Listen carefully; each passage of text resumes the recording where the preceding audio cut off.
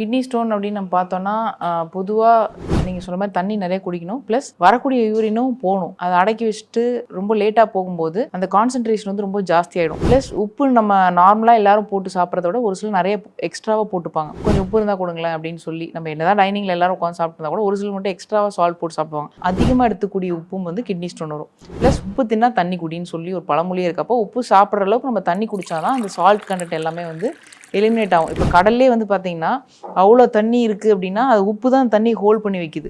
அந்த மாதிரி நம்ம உடம்புலேயே வந்து 60-70% வாட்டர் வந்து தேக்கி வைக்கிறது உப்பு தான். உப்பு சாப்பிட்லன்னா நமக்கு வந்து வாட்டரே நம்ம உடம்புல நிற்காது. நீங்கள் வேணால் ஒரு 4-5 நாள் வந்து சால்ட்டே இன்டேக் பண்ணாமல் இருந்தீங்கன்னா உங்கள் ஃபேஸ் எல்லாமே வந்து ஷ்ரிங்க் ஆகும். உங்கள் பாடியில் எல்லாமே வாட்டர் கண்டென்ட் எல்லாமே வந்து கம்மியாக வரதை பார்க்கலாம். ஸோ அது ஒரு லெவலில் இருக்கும்போது தான் தேவையான அளவுக்கு வாட்டர் கண்டென்ட் கொடுக்கும். அப்படிலாம் ஜாஸ்தியாக வாட்டர் கண்டென்ட் ப்ளஸ் கிட்னிக்கு ஸ்ட்ரெயின் இதெல்லாமே வந்து நடக்கும்போது நமக்கு வந்து எப்பவுமே பேலன்ஸ்டாக வந்து இருக்கணும் அப்படிங்கிறது ரொம்ப